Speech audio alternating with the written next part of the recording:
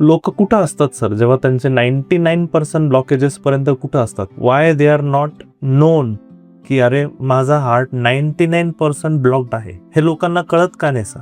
भारतीय लोकांना शाप आहे, ॲक्सेप्टन्स नाही. मला त्रास होऊच शकत नाही. लोक आता परवाचीच गोष्ट आहे, एक पेशंट ICUमध्ये ॲडमिट आहे, त्याच्या तिन्ही नसा 100% बंद आहे आणि तरी तो सांगतो मला काही त्रास होत नाही.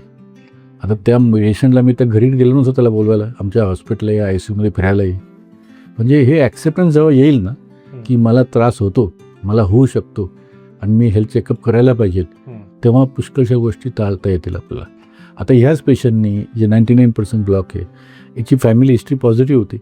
मग यांनी जर वयाच्या 35 वर्षापासून स्ट्रेस लिपिड प्रोफाईल केलं असतं, त्याला खूप लवकर कळलं असतं की मला स्ट्रेस पॉझिटिव्ह, त्याची अँजिओग्राफी लवकर झाली असती.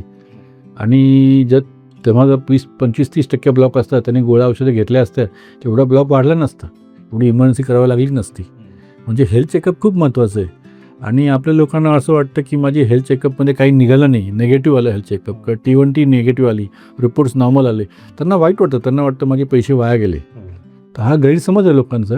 तुम्ही हेल्थ चेकअप केलंच पाहिजे, दरवर्षी केलं पाहिजे. एव्हरी इयर तुमच्या वाढदिवसाला तुम्ही हेल्थ चेकअप करा आणि हेल्थ चेकअप झाल्यानंतर तुम्ही डॉक्टरला भेटा आणि योग्य तो सल्ला घ्या डॉक्टरकडून. 100% बंद रक्तवाहिन्या बंद एका दिवसात होत नाही. 90% ब्लॉक एका दिवसात होत नाही. ब्लॉकेजची प्रक्रिया ही स्लो असते. चरबीचा थर रक्तवाहिनीमध्ये येणं ही नॉर्मल वयाप्रमाणे होणारी जी प्रक्रिया आहे, ती काही कारणास्तव ती वाढते. कारण काय आहे? डायबिटीस आहे, ब्लड प्रेशर आहे, तंबाखू, बिडी, सिगरेटचं व्यसन असणं, स्ट्रेस असणं किंवा अनुवंशिक आजार असणे, ह्या 5 गोष्टीमुळे ती प्रक्रिया वाढते आणि तुमचे ब्लॉक हळूहळू वाढत जातात. पहिले 25% राहते, मग 60%, 70%, 80%, 90%, मग 100% रक्तवाहिनी बंद होते किंवा अटॅक आल्यानंतर 100% बंद होते. पण असं एका दिवसात काही होत नाही.